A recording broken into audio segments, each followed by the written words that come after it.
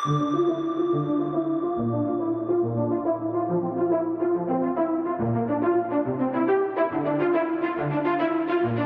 is the Multi-Faith Matters podcast. I'm your host, John Moorhead.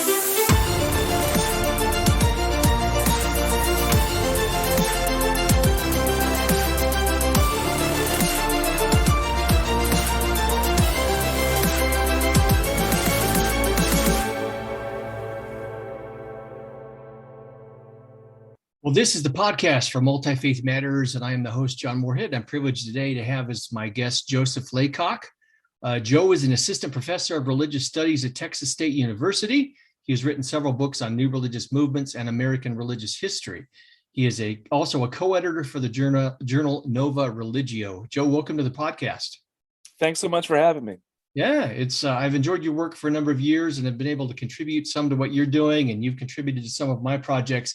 I always like to begin on a personal note. How did you get involved developing a personal as well as an academic interest in some of the subject matter that you cover? A lot of this kind of fell into my lap or it happened by accident. I was a high school teacher. Originally I was in a program at Harvard to promote religious literacy in public high schools, and we can talk about that maybe in a different episode of the podcast. And after a while, I decided I wanted to go back to pursue a PhD in religious studies. And I was in Atlanta. I was working with at-risk youth in Atlanta, and I happened to find out about the so-called real vampire community, which for various reasons Atlanta is kind of a hub for. And I thought this would make a really interesting paper, because I was going to the American Academy of Religion basically to press the flesh, and so that people would have a face to put with my graduate application. And I thought, if I'm giving a paper, then I kind of it's a kind of a better package that I'm selling, trying to get into grad school. So originally, I just want to do an 8-page paper on this community who identified as vampires, and there was some literature out there, but it was pretty bad from the angle of religious studies, and the assumption was just these people are so weird, this must be a cult. And actually it dovetailed into the literature of the Satanic Panic, right? So people who identify as vampires hate Christians and want to murder them, and all this sort of nonsense. And no one had actually just asked this community, is this stuff true? Do you hate Christians? Are you a cult? So that was kind of what started all of this. And what I didn't know in 2007 was that right around the corner was Twilight and True Blood. And so we kind of went into vampire mania for a couple of years, and I had my 15 minutes of fame, and I was on Geraldo, and MTV called and asked if I would host a show interviewing vampires. They went with Jersey Shore. They didn't go with that idea for a show, but I did talk to them. And so a lot of the things I was interested in got kind of pigeonholed as new religious movements, which I eventually came to embrace. I guess I'm a scholar of new religious movements. So I guess my kind of advice here to young scholars is, on the one hand, there's the old adage that if you want to stand out in your field, pick an empty field. And so things like vampires are a good way to do that. And I also think there's arguments why it's important to have good research done on groups like that people are afraid of or associate with crime.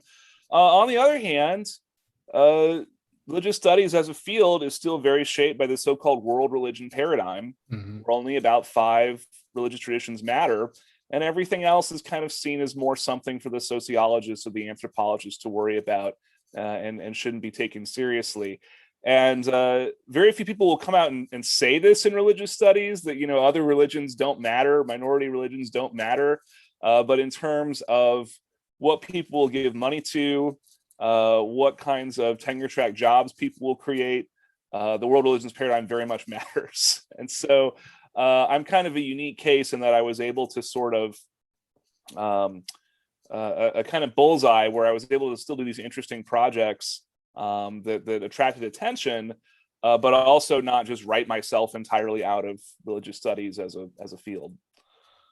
Well, but before I get into some questions about some of your books, for years I wrestled with trying to kind of put a label and a category over my seemingly contradictory interests. On the one hand, I'm fascinated by monsters in pop culture, and on the other hand, I deal with interreligious conflict. And it finally dawned on me a few years ago: monstrosity is what I'm interested in. Both how monsters surface in our entertainment and what they tell us about ourselves, and how we act monstrously oftentimes because of our religion and how we relate to each other. Is there a particular category or something that would you see as describing your work, or perhaps not? I mean, I'm very interested in. I think if anything unites it is probably moral panic, right? It's probably those groups which we are afraid of or have kind of built up into demonic figures, and also how people deal with that label, right? So I'm interested in possessed people, right? Because possessed people, regardless of what you think are happening to them, are people who say, yes, I am a demon. Right? And I'm going to act exactly the way that my culture says demons act. And I'm interested in Satanists for similar reasons, that they are sort of taking these projections of a moral panic and playing with it, either doing terrible things, living down to all of the worst claims about what Satanists do, or groups like the Satanic Temple sort of trying to leverage it for various ways. So I think that's kind of the common thread.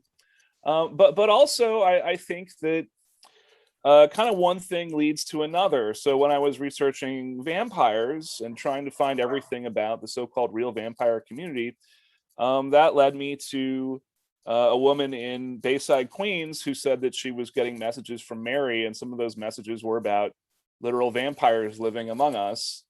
And that woman was Veronica Lucan, and that ended up being my dissertation topic. And then I found out that Veronica Lucan had basically put her nose into the Son of Sam investigations in the 1970s, and that her followers had made a major contribution to some of the conspiracy theories of the Satanic Panic. And so that led me more down that area of research. So to some extent, I'm kind of just grabbing things as they fall. And I don't think that's necessarily a bad way to do research. It doesn't sound as good on paper, but it's kind of a more honest answer, right? Yeah, it sounds very organic, and it seems to have worked for you. That's for sure. You started out at the beginning. You mentioned your work in vampires. I'd like to ask you a couple of things about that. We're talking about your book, Vampires Today: The Truth About Modern Vampirism, and folks can look in the program notes and find the titles and the links to the books that we'll be talking about to track those down. You've already mentioned what led you to study vampires, but what about your approach? You approach them as an identity group. Help folks who may not be familiar with that kind of approach. Sure. So when I began this research, the assumption that seemed to be dominant in the literature, and I'm talking about things like the Encyclopedia of American Religion, seemed to assume that this was a religious movement, like you renounce Christianity and you take an oath of vampirism or something like that, right? And this was not the way that the vampires that I talked to saw at all. And interestingly, a lot of them were Christians, because this was Atlanta, right? And this was, just outside Atlanta, you're in the rural Bible belt. And I met vampires who went to church every Sunday, and their kids were in parochial school and so forth. And they said, this isn't a religious thing at all. I was born this way. And the way that they framed it was similar to the LGBTQ community, of sort of, we didn't choose to be vampires. We were born differently with these different characteristics, and we use the word vampire as a kind of shorthand to encapsulate that. And I've talked to some gay people who hear that argument from vampires, and they say, but they're kind of throwing us under the bus because I really am gay, and I don't accept that they were actually born a vampire. That's not my job to adjudicate those arguments, but that's how they frame it.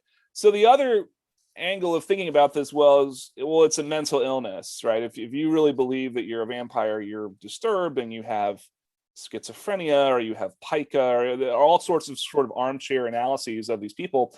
I don't think either mental illness or a religion, as we traditionally think of religion, is a good way to encapsulate what's really going on with these people and how they understand their identity. So one of the things that I get into is kind of a need for some sort of third box to put people like vampires in, who are very different from the mainstream, but it obscures more than it reveals to call them a religion. And I also just didn't think that they were mentally ill. They had had some strange experiences, but I thought if I had these experiences, I would probably proceed in a similar way. I don't see any evidence here of disordered thinking or anything like that. And also, I have the modesty to say I'm not a psychiatrist. I can't diagnose people with a mental illness. I wish more people would admit that too.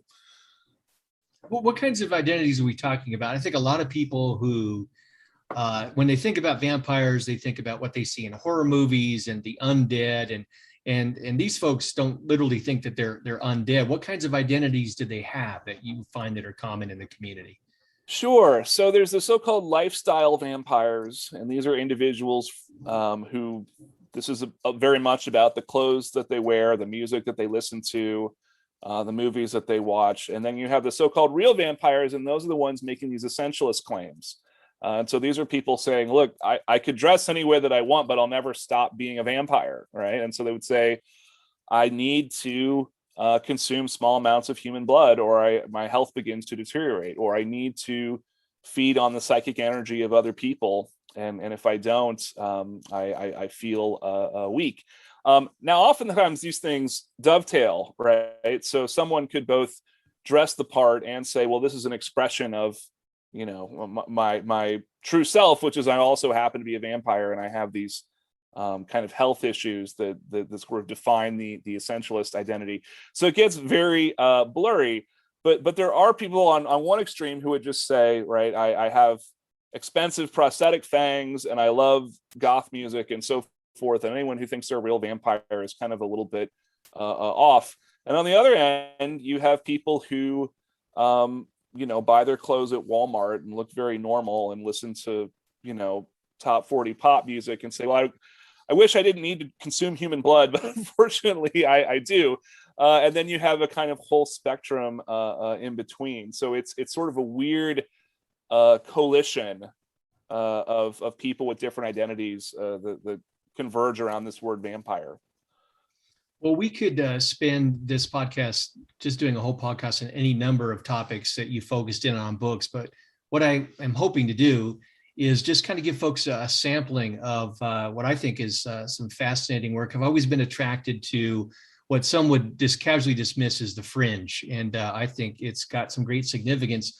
Moving from vampires to the topic of gaming, you've got another book called Dangerous Games: What the Moral Panic Over Role-Playing Games Says About Play, Religion, and Imagined Worlds.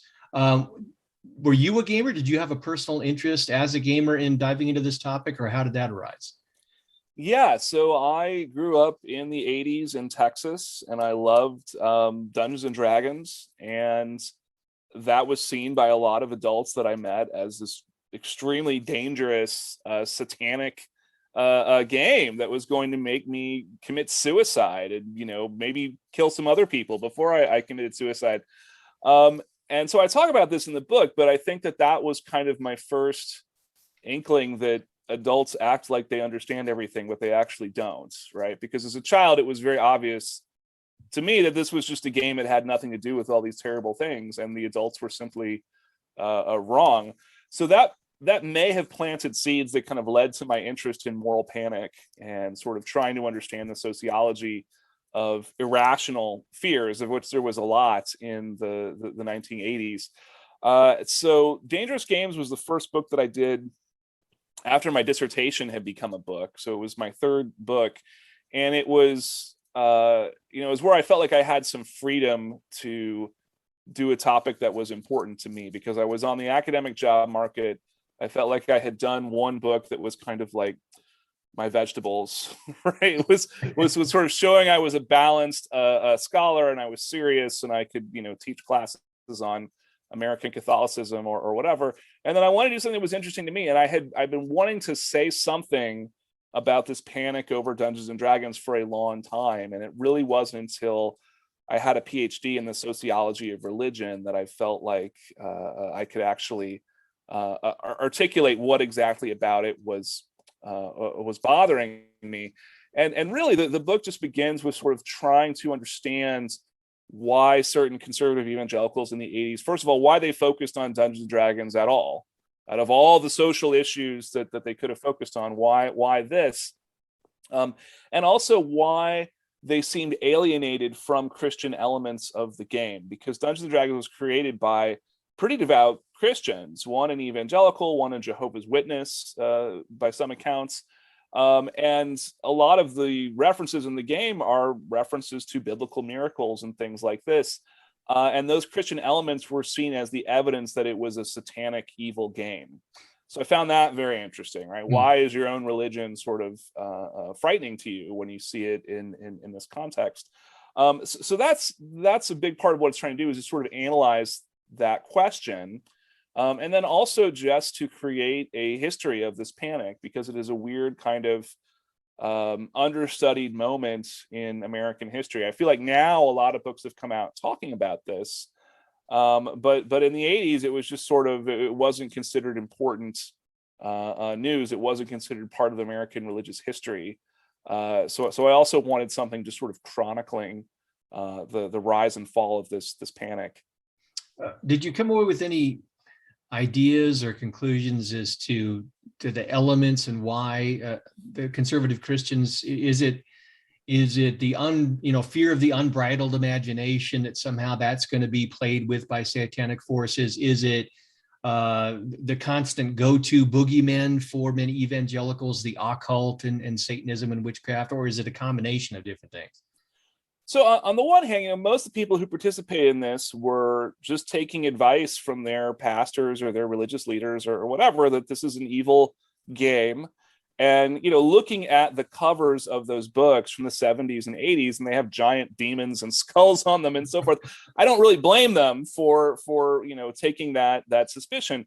But if you actually read, these essays about why this game is so terrible and so evil, a couple things get really interesting. So one is that a lot of the people promoting these claims seem to be liars, right? Seem to just be just totally shameless liars, and to actually live in a kind of fantasy world. So William Schnoebelen, very controversial figure, basically said, I used to be a Satanist before I came to Jesus, and the creators of Dungeons and Dragons consulted me to make sure that all of the evil magic in the game was authentic and would actually lead people to Satanism.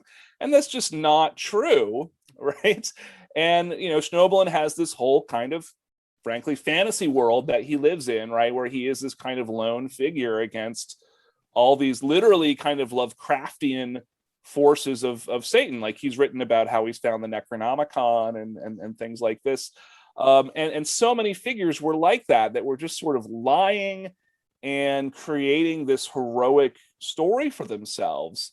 And so I found that very ironic, right? Of who is actually, lost reality and is living in a fantasy world. It's not people playing D&D, right? It's the people condemning it. So that was one area that I kind of wanted to analyze of that sort of analysis. The other one was some of these essays would get to a point of basically just saying the imagination itself is evil, and literally making arguments like, fire hydrants are red because it's God's will that fire hydrants are red. And if you imagine a blue fire hydrant, that is rebelling against God.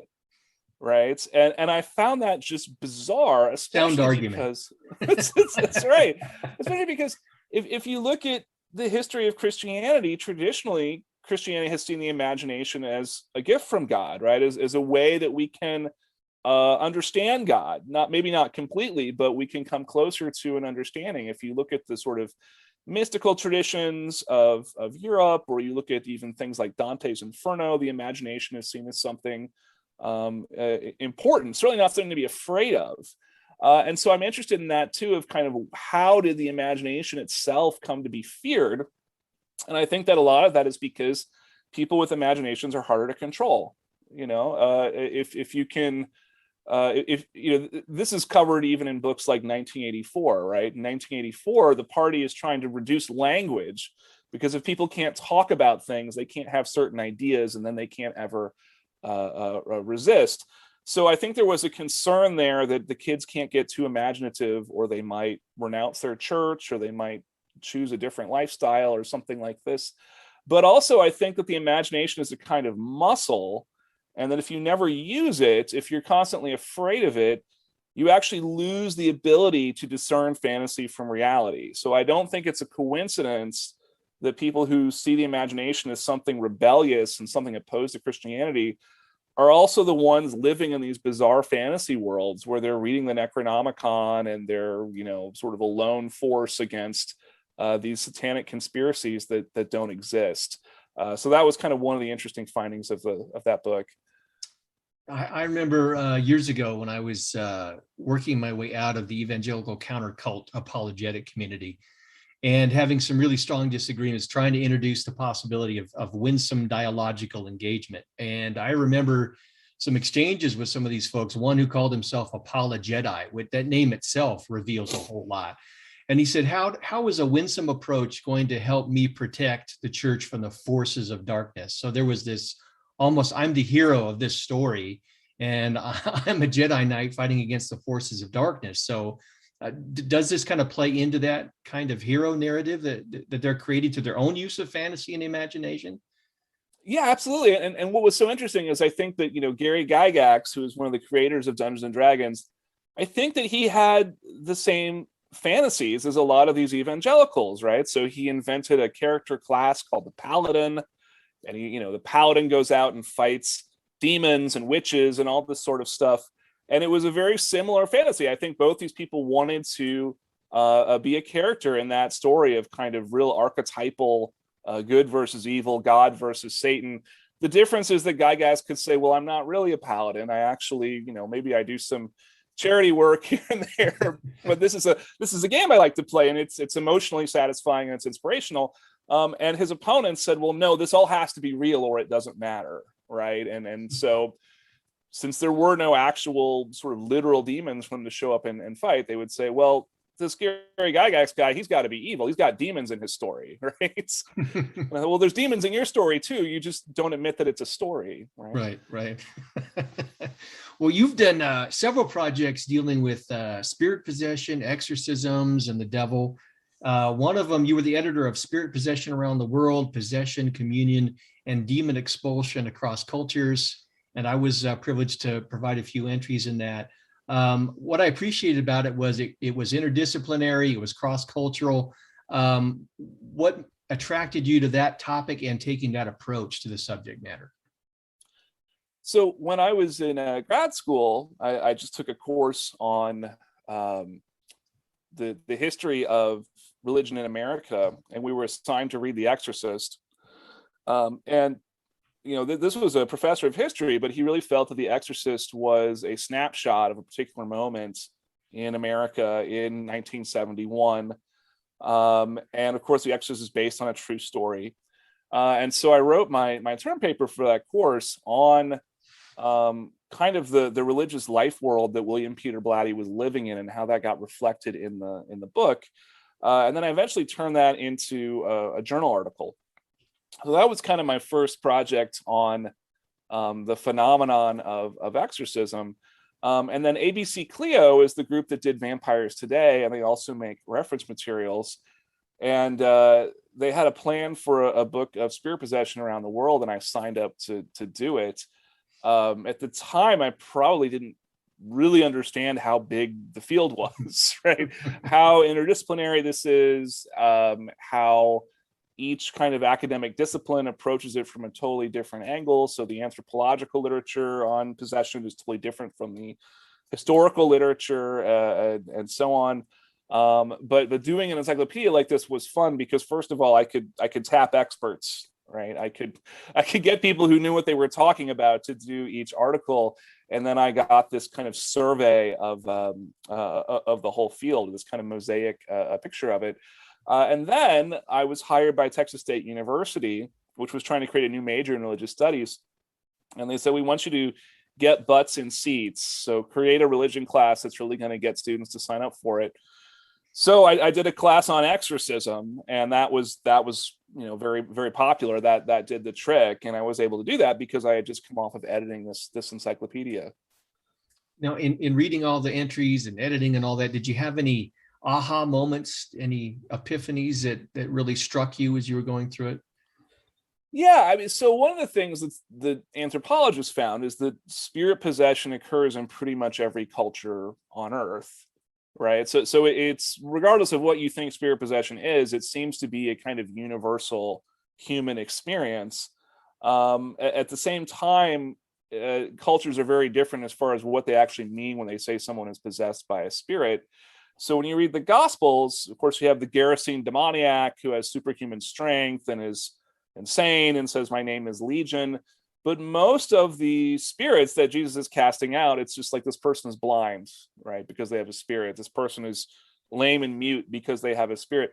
So possession was imagined more as an illness of the body before it exclusively became an illness of the soul. And there's literature on sort of when that shift happened, which is probably around the time of the Protestant Reformation.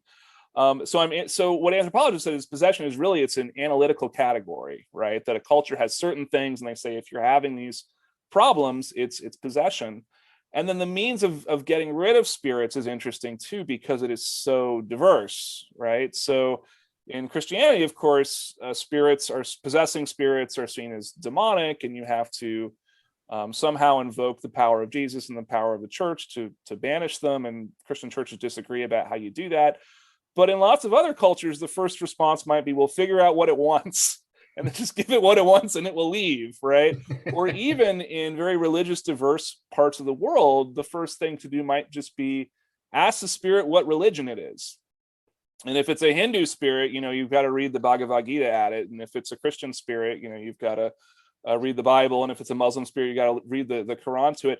So that was also interesting, that our sort of assumptions about what exorcism is and what it looks like, which mostly comes from, frankly, horror movies like The Exorcist, those assumptions are not necessarily shared at all in other cultures. And in fact, in most other cultures, possession is a more kind of neutral experience, where it can certainly be dangerous, but it's not seen as sort of spiritually dangerous. And these beings are more like wild animals. You want to know what you're doing before you mess with them, but it's not the kind of unmitigated evil that you see in things like The Exorcist.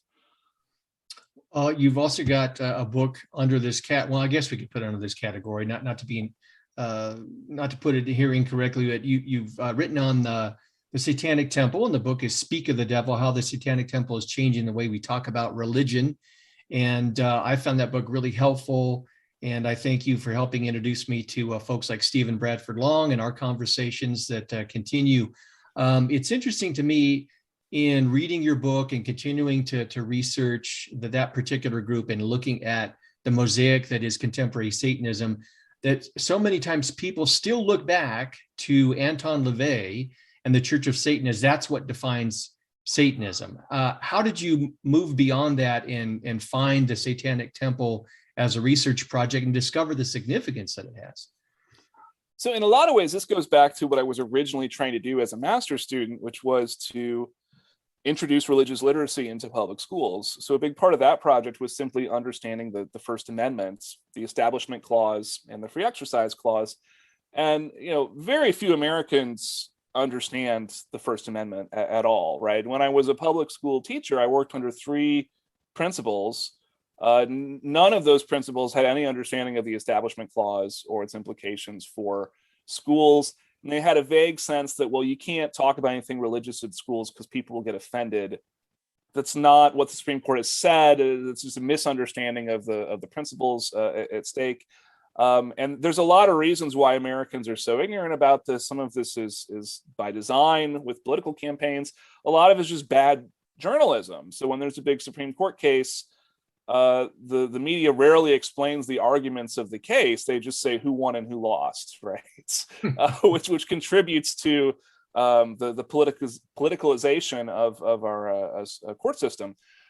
So the Satanic Temple kind of went back to a lot of those issues, right? Because they were making claims like, well, we are a religion, we demand the same rights as everybody else under the Free Exercise Clause, but we don't believe in anything supernatural. And for a lot of people, that's their assumption, right? Is religion is about your relationship with the supernatural. The Supreme Court has moved past that, but most people are ignorant of this. So I was interested in how the Satanic Temple was kind of forcing people to look a little bit deeper into these issues and think about things like, what does the free exercise clause actually mean? What does the establishment clause actually mean? So for me, that's why what they're doing is significant.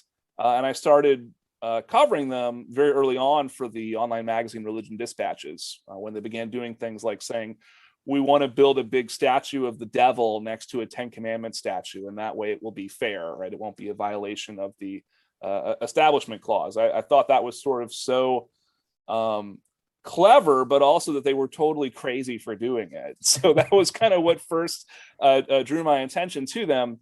And then you mentioned Anton LaVey. So Anton LaVey founded the Church of Satan in 1966.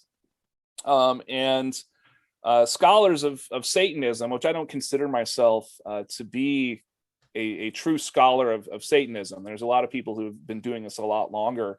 It's very hard to get a job as a professor of Satanism. You pretty much have to go to Norway or someplace to get hired. But they said Anton LaVey's ideas are everywhere. The entire kind of satanic milieu is shaped by his ideas, even by Satanists who say they hate Anton LaVey and they hate everything he stands for various reasons. But LaVey took on the paradox of, I want to make an organized church of people who believe in rebellion against all authority and, kind of total freedom, and in LaVey's case, libertarianism. And so the Church of Satan didn't really do very much for decades. And this was one of the big complaints of Lucian Greaves, who was kind of the founder of the Satanic Temple, at least in the sense of he was the one who brought a tradition of Satanism in when this group was created. And so what we've seen is Satanism has gotten much more relevant. It was basically kind of certainly politically irrelevant before the Satanic Temple. It was maybe relevant to art and music and heavy metal and things like that prior. So it's gotten very political. And whereas the Church of Satan was very kind of right-leaning and very influenced by thinkers like Ayn Rand, the Satanic Temple is pretty left-leaning, especially on issues like LGBTQ rights, reproductive rights, and so forth. So we've seen a kind of reformation of Satanism in the last few years, and not unlike the Protestant Reformation in Europe, there's a lot of schisms and fighting and arguing in the wake of this, because for Satanists, there's a lot at stake here, right? And they want to see their version of what Satanism is come out on top. Now, of course, conservative evangelicals and Catholics would see them as not even a true religion, echoing Tucker Carlson on Fox News. And they would say that they're just being oppositional and evil. But you're making the argument that this is forcing us, if we're able to do so, to rethink Christian privilege, religious freedom. How does the way they're creatively using art and performativity and things like that, how does that challenge and help us if we're able to rethink these important issues? Right. So an assumption that I encounter a lot is, well, the founding fathers, didn't want, black masses to be allowed, right? Which, I mean, I think it was unimaginable to the founding fathers, right? That anyone would ever hold a black mass. I don't even know if they were familiar with that term. But they would say things like, well, freedom of religion is only for good religions. It's not for evil religions, right? And, it is fine if you're going to say, this is how I think the laws should be in this country, but that's very different from saying this is what the laws actually are. And if you go back and you read the Supreme Court decisions and you read the writings of people like Thomas Jefferson or James Madison, it's pretty clear that the government was never intended to pick good religions and bad religions, right? That was never their job. And the Satanic Temple would admit that they are kind of pushing the envelope. So in 2014, they tried to hold a black mass at Harvard, and that became a real debacle. And Harvard was kind of in this bind because on the one hand, they really didn't want the Satanists to be allowed to do this. And on the other hand, they claim that they're about religious pluralism and they're about freedom of speech and freedom of expression. And I think they kind of didn't know what to do, and they kind of weaseled out of it. But to me, it was interesting because it showed kind of anybody can say, I tolerate all religions and I believe in pluralism and free speech. And the Satanic Temple is kind of saying, well, really, put your money where your mouth is, right? We're not going to promote violence or hate or anything like that, but we're going to do something that is controversial and hard to watch, and that a lot of people aren't going to want going on their campus. What are you going to do about it? And in my opinion, a Harvard kind of ducked, right? The added irony to this is their Black Mass. The inspiration for that was the novel La Bosse, which was written by a French Catholic in the 1800s. And it's basically, again, his imagination of what a satanic Black Mass would look like if he ever saw one, which I don't think he ever did. So it's kind of taking this story from the Catholic imaginary about, again, these dark forces that people imagine themselves fighting, and performing it. So if it had not been for this Catholic literature and these Catholic legends, they would have no story to base their ritual on. So we can kind of get into who's really responsible for this idea of a Black Mass, right?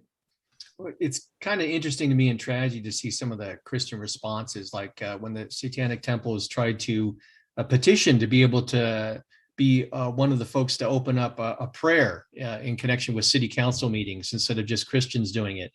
And they get opposition. And many times the Christians just said, fine, nobody can pray. So it makes you wonder how much they really, it's almost like, when your parents would get ticked at the kids, one kid's acting up and the other kid wants their way, and they would just say, forget it, nobody gets anything. It's not really addressing the issue. It's just taking away something that you find problematic because you don't want others to have the same freedoms. That's right. And one thing that really came out of these, this is another area of the Satanic Temple, is suing for the right to give prayer invocations. Is most of these towns don't have any rules for who gives the prayer invocations until the Satanists show up. Right. And then they retroactively have to kind of make up the system for whose turn it is so that it looks fair and so forth. But it's very clear that this just began with, we'll let the Methodists do it, 1 week, and then once a month the Presbyterians can do it, and then that's fair. Right. And there was never any of this concern. And a lot of this was precipitated again by the Supreme Court case, right? Greece v. Galloway, I believe, which the Supreme Court said, you have to give everybody a turn. You have to let the minority religions pray once in a while if they want to. And so in a lot of towns, we're seeing them either just sort of suspending the whole thing or finding these ways to basically weasel out of it. So in New Mexico, I believe, they said, well, only chaplains from the police and fire department can give prayers. Right, which the effect of that means only mainstream Christians are going to give prayers, at least for the foreseeable future. So it has the effect of making sure minorities never get a turn, even though the Supreme Court said that that's what they have to do. So the Satanic Temple has not been very successful at either stopping prayer invocations or getting a turn, and they've said we're happy with either of those. What they have done, though, is kind of revealed a bit more kind of the lengths that people will go to make sure that this is sort of a club that's only for Christians, and one Jewish rabbi a year, right, and not really anybody else. So they've at least kind of revealed that there is a problem, whereas before it really wasn't clear that there was a problem. Yeah. Well, you've got another book under this general category, the Penguin Book of Exorcisms. Did you not get it out of your system with the Encyclopedia of Spirit Possession? What led to that volume? Right. So, I got a little kind of another 15 minutes of fame when I did the exorcism class at Texas State, and I was on Coast to Coast AM. And I got approached by The Conversation to write something about exorcism. And then I started getting contacted by publishers. And so this is Penguin Classics. And Penguin Classics, they do basically old, mostly out of copyright literature. And one line of books that sold really well for them are these anthologies of classic texts on dark topics. So the Penguin Book of Hell, the Penguin Book of Witches, the Penguin Book of the Undead. And they said, we'd like to do a Penguin Book of Exorcisms. Are you game? And so this was a little bit different because this was sort of finding primary texts And so there were a couple of things that I had found over the years that I actually just really wanted to share with people. So, for example, some people know that there was an exorcism in Iowa in 1928. It's not super well known, but people that are interested in Catholic exorcism know about it.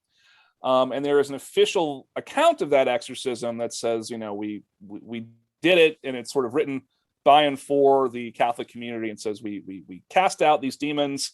Not just the priest, but the whole Catholic community. We did it, guys, right? Everybody give yourself a pat on the back. And I found an alternate version of this, and there were two hand typed copies of it at two libraries in America that I was able to get my hands on. And it begins, this document is never to be published, right? Never talk about this, right? I said, well, this is interesting. And it was a much longer account of that exorcism. And what it reveals is the exorcism was never successful, right? That this woman was still possessed at the time of the writing, and that the monk who was exorcising her had basically begun using her as a kind of oracle, right? So she would say, well, the demons are here, I'm fighting the demons. And he would say, well, I got some questions for the demons, right? And she said, well, there's angels coming to fight the demons. And so he's questioning all these beings through this woman. And out of this, he produces this prophecy that the world is going to end in 1958. And that, Jesus is going to come back in 1958, I think in Iowa.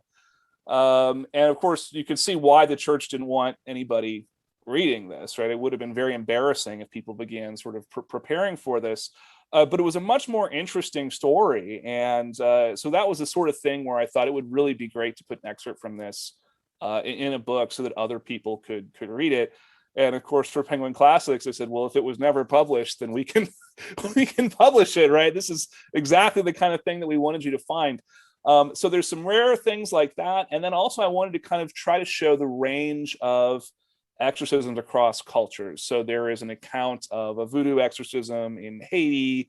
There is an account of a Native American ritual, which it's debatable whether it could be described as an exorcism, but it is meant to get hostile spirits to leave a member of their community alone. There is a hadith where Muhammad does an exorcism, and that actually is an original a translation. So there was a lot of just kind of interesting stuff that I wanted to show people that we got to put together in that book. Well, in listening to you describe that 1928 case, it just popped into my head. It reminds me a lot of the Seth material and the notion of trans-channeling, whereas in trans-channeling, it's a voluntary phenomenon, whereas in possession, I'm assuming this woman did not want that. Did any similarities pop in your head when you were reading through that? It's such a strange document, and you have to kind of read between the lines. But my kind of theory of this is, the way the story is normally told is this woman is in Iowa and she's possessed, and this sort of daring monk goes out there to save her. What actually happened is she began exorcising this woman when she was much younger in New York, and he was basically kicked out of the Diocese of New York for doing unauthorized exorcisms, and gets sent out into the Midwest. And then in the Midwest finds a bishop who will approve an exorcism, and he has this woman shipped out on a train from New York out to Iowa. And that's where they do it. So they had a much longer relationship that basically lasted most of this woman's life. And I think that she may have been in love with him, right? I think that this was more than just a relationship between energumen, which is what the possessed person is called, and an exorcist. And in fact, one of the things she would do is she would get possessed and she would write letters to her exorcist from the demons, kind of taunting him, right? And saying, if you don't get back here and do an exorcism, we're going to make her do such nasty stuff, right? You better get on a train and get out of here. And then he would show up with this letter and she'd go, oh my goodness, I don't remember writing that. That's terrible. So, I mean, the story is both, it's got elements of tragedy to it, but it's also, in some ways, kind of funny, right? Of sort of thinking about these are humans with very kind of human wants and desires. And it's interesting to kind of speculate about what was really going on. The other thing that's very disturbing about that account is she's naming all of the demons. And one of the demons, quote unquote demons, is her dead father. And he's saying, why are you possessing this girl? And he basically says, because I tried to rape her when I was alive, and now I'm in hell. So there's plenty there for therapists, right, to sift through about what's happening here. Yeah, well, hopefully the therapist would get paid extra for bringing in extra entities other than just the individual. But almost to picking your brain, I promise. Moving to the subject of monstrosity, you co-edited a volume, Religion, Culture, and the Monstrous of Gods and Monsters with Natasha Mickles, and it brings together monster theory and religious studies. When I first saw the promotion for this, I stood up and cheered to see these two things finally brought together. For those who may have no idea what in the world you're trying to accomplish, what is the basic idea? What's the volume about? Well, this has been a really interesting subfield in the area of religious studies for a long time. I think Timothy Beale's book, Religion and Its Monsters, was a seminal text, and that came out in, I think, 2005. And there was, of course, Gollum, which was the Journal of Religion and Monsters, which had a couple issues, but had trouble ever kind of getting off the ground. And my colleague Kelly Murphy is an Old Testament scholar who teaches a class on zombies in the Bible to get butts in seats, right? And so it was actually her idea to create a unit at the American Academy of Religion on monsters and just sort of looking at fantastic creatures across religious traditions and all the other sort of aspects of religious cosmologies that these entities play into. And of course, the Bible is full of monsters.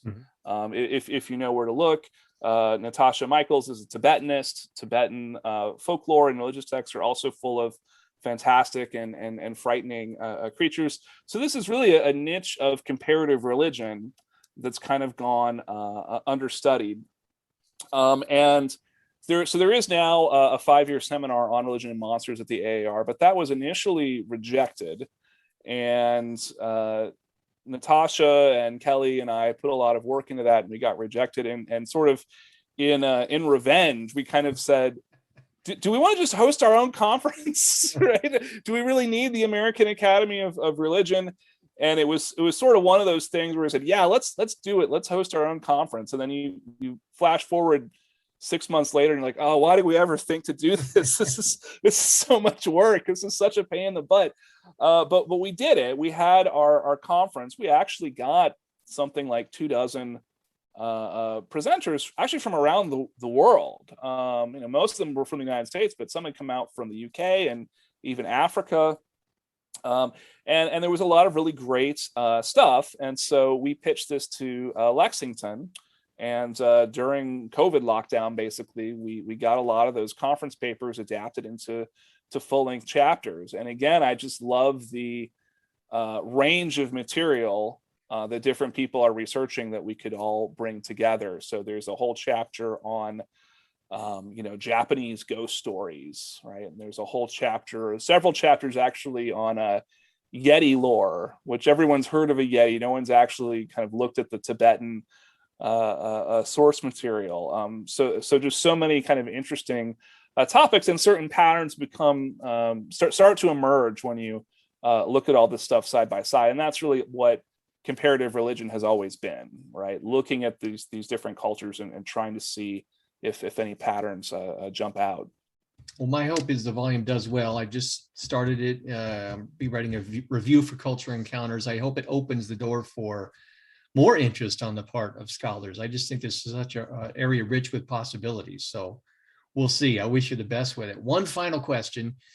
You edited an edition of Nova Religio on the paranormal. And that topic is still fairly fringe for scholars in terms of whether or not they want to even consider it. Why do you, as an academic working in religious studies, why do you find that something significant that religious studies scholars ought to be taking a look at? Well, we've known for years sociologically that these so-called paranormal topics are important to people, right? The Baylor Religion Survey, they categorize, I think, 6 beliefs as paranormal beliefs. So believing in angels is not a paranormal belief, but believing in, the Loch Ness Monster is. And of that list, about 2/3 of Americans believed in at least one of them. And so I don't think it gains us anything in religious studies to just act as if no one believes these things and they're not important in people's lives just because they're kind of embarrassing, right? So people like Robert Orsi have written about how the academic study of religion has really been shaped by basically a kind of wealthy Protestant kind of Episcopalian idea of what real religion is. And this is why things like the paranormal and even things like Pentecostalism have kind of been kicked to the sidelines. So that's a problem. So we want a more complete picture of kind of the religious landscape. The other argument, which is a little bit more radical and comes from people like Jeff Kripal at Rice, is that we have no idea what's happening to people who report these paranormal experiences, who say they were abducted by aliens or had psychic premonitions and things like that. And his argument is basically that as religion scholars, we can't just keep kind of bracketing these things out and shoving them away, that we ought to have some effort to understand them or explain them. And he would say, look, if there's someone in your neighborhood who says that they are having, telepathic messages from aliens or something, and you can't have a theory to account for that, what business do you have analyzing, mystics who lived hundreds or thousands of years ago, right? If you can't make sense of your own neighbor because they had a weird experience, how can you possibly claim to interpret these other cultures?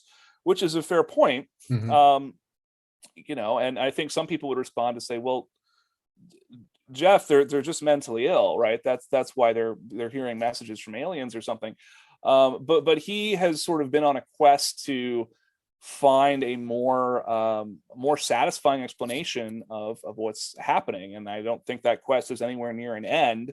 But it has led him to look at some theorists that have been basically completely ignored in religious studies, and these are people like Jacques Vallée, Charles Fort, and so on. So his book, Authors of the Impossible, was one of the books that we reviewed in that issue of Nova Religio. So I'm a big fan of Jeff Kripal's work, just because that someone is asking these questions, and I'm really curious to see where that ultimately ends up.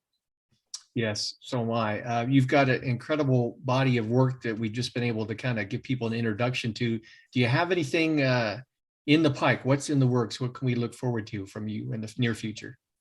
Yeah, so I've got actually 3 books under contract. So I've got a Rutledge book called New Religious Movements, The Basics, which is just going to be a 60,000 page introduction to that topic. The Cambridge Elements series is also doing a series on new religious movements. I'm doing an even shorter book for that on Satanism and just an intro to religious Satanism. The project I'm excited about, though, is called The Exorcist Effect, and is looking at the relationship between religious beliefs and practices and horror movies, and it's basically arguing that these shape each other, right? And I think it was the Nun, one of the Conjuring universe films. The writer even said, or there was a review by an actual nun of the horror movie The Nun, and the actual is like, "Where are you guys getting your ideas about Catholicism? This isn't what being a nun is like at all." And the writer said, "Well, I just assumed you could learn about Catholicism from watching horror movies, right? Everything I know about Catholicism comes from horror movies." So I wonder what percentage of Americans are also in that category. So this is going to be a book kind of breaking that down and looking historically at how these two things have informed each other. Well, it sounds fascinating, and I love following your work and collaborating whenever we can. And I appreciate you taking time out of a busy academic schedule to come and share more about what you're doing. Well, thanks so much for having me. This has been great. Yeah.